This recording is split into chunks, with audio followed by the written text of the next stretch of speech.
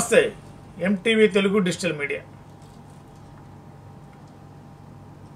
Janasena party అధ్యక్షులు పవన్ కళ్యాణ్ గారు ఎక్కడ పోటీ చేస్తారు, 2024 ఎన్నికల్లో ఎంపీగా పోటీ చేస్తారా, ఎమ్మెల్యేగా పోటీ చేస్తారనేది ఒక డైలమా వాతావరణం ఆంధ్రప్రదేశ్లో నెలకొంది.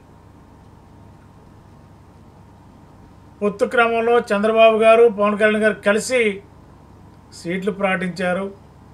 కానీ చంద్రబాబు గారు కూడా కుప్పం నియోజకవర్గం నుంచి పోటీ చేస్తారని చెప్పి అధికారంగా ప్రకటన విడుదల చేశారు.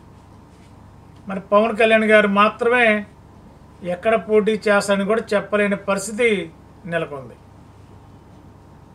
ఎక్కడ పోటీ చేస్తారని చెబితే అక్కడ వ్యతిరేకత వస్తుందా, లేదంటే అధికార పార్టీ పవన్ కళ్యాణ్ గారిని ఓడించడానికి ఎలాంటి మోహరింపు చేస్తారనే కొంత ఆందోళనతో పేరు చెప్పడం లేదనేది కన్ఫ్యూజన్గా ఉంది.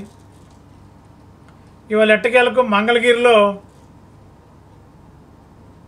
పార్టీ కార్యకర్తలతో మాట్లాడుతూ పిఠాపురం అయితే బాగుంటుంది, పిఠాపురంలో ఉన్న జనసేన పార్టీ ఇన్ఛార్జి ఉదయ్ ఒప్పుకుంటే పిఠాపురమే ఖాయం చేద్దాం, పిఠాపురం నుంచే పోటీ చేద్దాం అని చెప్పి ఒక నవ్వుతూ ఒక జలక్లాగా వారు మాట్లాడారు. అంటే పిఠాపురం నుంచి పవన్ కళ్యాణ్ గారు పోటీ చేయడం ఖాయమే, కాదు అధికారికంగా ప్రకటన మాత్రమే విడుదల చేయాలి జనసేన పార్టీ. ఇంతలోనే టీడీపీ శ్రేణులు పిఠాపురంలో చాలా తీవ్ర ఆవేదనకు గురయ్యారు, కేడర్ అంతా ఆందోళనకు గురయ్యారు. ఎట్టి పరిస్థితుల్లో పిఠాపురంలో పవన్ కళ్యాణ్ గారిని సిత్తులా ఓడిస్తామని చెప్పి కేడరు ఒక రకమైన ఆవేదన. మరి అక్కడ ఉన్న పేపర్సు, టీడీపీ పార్టీ జెండాలు, అదేవిధంగా అక్కడ కొన్ని సంబంధించిన వస్తువులు కూడా ధ్వంసం చేసే పరిస్థితి, అంత ఆవేశానికి గురయ్యారు. అంటే అప్పటి వరకున్న సిట్టింగ్ ఎమ్మెల్యేని వరమ గారు, అంటే అక్కడ టీడీపీ మాజీ ఎమ్మెల్యే అతను, వరమ గారికి టికెట్ ఇవ్వకుండా పవన్ కళ్యాణ్ గారికి పొత్తులో పిఠాపురం ఇస్తే రాజకీయ పరంగా వరమ గారి భవిష్యత్తు ఏంటి, పిఠాపురంలో మేము అందరం కలిసి పవన్ కళ్యాణ్ గారిని గెలిపించడానికి ఎందుకు పనిచేయాలి, అంత అవసరం ఏంటి మాకు అని చెప్పి టీడీపీకే కేటాయించాలని చెప్పి కేడర్ అంతా కూడా నినదించారు. మరి ప్రస్తుతం పిఠాపురం గందరగోళంగా ఉంది.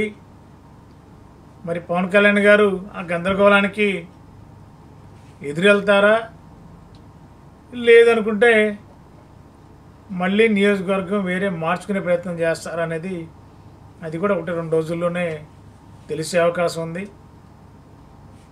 ఏదేమైనా పొత్తులు కొందరికి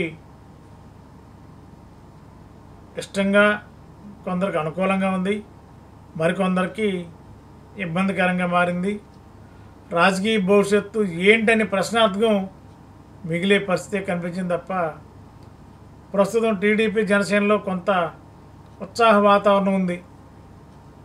పొత్తు కాబట్టి అధికారంలోకి వస్తామని, కాబట్టి ఈ ఆలోచనలో పార్టీ కేడర్ అంతా ఉన్నప్పటికీ కూడా అభ్యర్థులు కేటాయించే విషయంలోనే కేడర్లో ఆందోళన కనిపించింది. ఎక్కడ పడితే అక్కడ వారు తీవ్రంగా నిరసన వ్యక్తం చేశారు.